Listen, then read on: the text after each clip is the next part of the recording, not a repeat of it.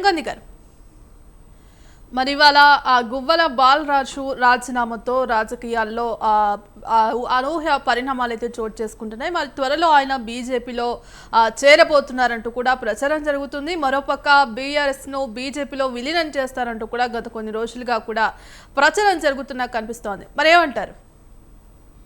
ముందుగా స్వతంత్ర టీవీ ప్రేక్షకులు అలాగే ప్యానల్ ఉన్నటువంటి పెద్దలందరికీ, రామలన్నకు కానీ, రావు గారు కానీ, గోవర్ధన్ అందరికీ నమస్కారము.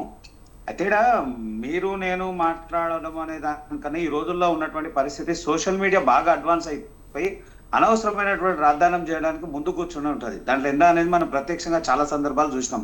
చనిపోయిన మనిషి ఆయన బ్రతకుండగానే చచ్చిపోయింది అని అంటారు. అలాంటి పరిస్థితులు మనం ఎన్నో చూసినాం. ఇప్పటికైతే అధికార ప్రకటన ఎక్కడ లేదు. గువ్వల బాలరాజు గారు బీజేపీలో జాయిన్ అవుతున్నట్టు అన్నట్టు ఏదో వారు, ఎందుకంటే పొద్దున చిట్చాట్లో బాలరాజు గారితో చిట్చాట్లో మాట్లాడినప్పుడు, వారు ఒక మీడియా సమావేశంలో మాట్లాడినప్పుడు ఎక్కడ కూడా బీజేపీ ప్రస్తావన కానీ బీజేపీలోకి వస్తామనేటువంటి ప్రస్తావన ఎక్కడ కూడా మాట్లాడలేదు.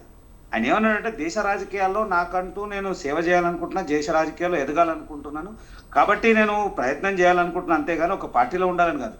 ఎక్కడ కూడా ఈడొకటి పూర్తి స్థాయిలో ఆలోచించాల్సిన విషయం ఏంది అని అంటే, ఏ రాజకీయ నాయకుడు అయినా కానీ, అంటే ఒకసారి ప్రజాప్రతినిధిగా ఉన్నటువంటి ఎమ్మెల్యే తర్వాత ఓడిపోయినప్పుడు తన ప్రత్యామ్నాయమైనటువంటి మార్గాలు, అనేకమైనటువంటి మార్గాలు వెతుకుతా ఉన్నారు.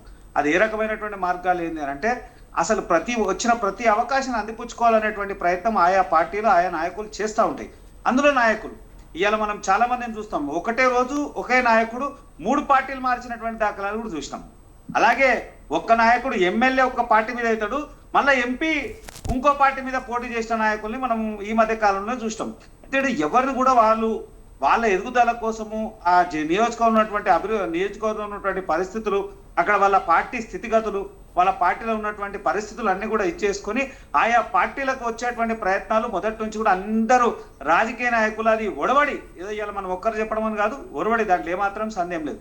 అట్లనే బాలరాజు కూడా రావడమే తప్ప ఇంకా బీజేపీ అనేటువంటి ప్రస్తావన ఎక్కడ కూడా రాలేదు. కొంతమంది ఊహాగానాలు, ఈ ఒక్కరే కాదు, ఇంకా 14 మంది వస్తున్నారు, 10 మంది వస్తున్నారు, 4 వస్తున్నారు, ఇంకా మాజీ ఎమ్మెల్యేలు ఎవరు ఏమైనా సరే, మేమైతే ఒకటే చెప్తాను, నిస్వార్థంగా నిజాయితీగా ఉండేటువంటి నాయకులు ఎవరైనా భారతీయ జనతా పార్టీ నరేంద్ర మోడీ గారి ఆలోచన విధానానికి కానీ, లేదా దేశ అభివృద్ధిలో మన సొబ్కా సాత్ సొబ్కా వికాస్ అనేటువంటి నినాదంతో ముందుకు వచ్చేటువంటి వ్యక్తులు ఉంటే మా పార్టీ అధిష్టానం చూసి వాళ్ళని తీసుకునేటువంటి అవకాశం ఉంటుంది తప్ప, ఇప్పుడైతే మేము వెంటనే వారు వస్తున్నారు వీరు వస్తున్నారు అని చెప్పే పరిస్థితి ఏం లేదు. ఇక అక్కడ స్థానికంగా ఉన్నటువంటి పరిస్థితులు చూసుకుంటే, ఈయనకు ఉన్నటువంటి వ్యతిరేకత, ఆ వ్యతిరేకతని ఏ రకంగా ఈయన మలుచుకున్నటువంటి ప్రయత్నం, అక్కడ స్థానికంగా ఉండేటువంటి పరిస్థితులు, అక్కడ ఉన్నటువంటి ఏదైతే నాయకుల యొక్క ఆలోచన అందరినీ కూడా ఇచ్చేసుకొని చేయాల్సినటువంటి అవసరం ఉంది. కానీ అక్కడ ఉన్నటువంటి పరిస్థితులు వారేం మాట్లాడుతున్నారు, నేను ఇంకెవరితో కూడా ఏం మాట్లాడలేదు.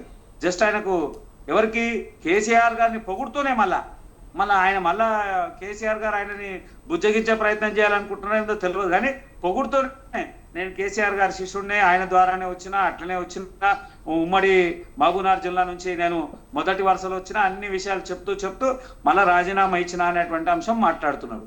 ఒకవేళ నిజంగా కూడా భారతీయ జనతా పార్టీ సిద్ధాంతాలకు లేదా భారతీయ జనతా పార్టీ అభివృద్ధికి నచ్చి వారు వచ్చి ఉంటే దాని మాధ్యమంలో అధిష్టానం యొక్క నిర్ణయం ఉంటుంది తప్ప, ఇంకా ఇప్పటికైతే ఎలాంటి సూచన కానీ లేదా ఎలాంటి ప్రకటన కానీ, అధికార ప్రకటన అయితే లేదు.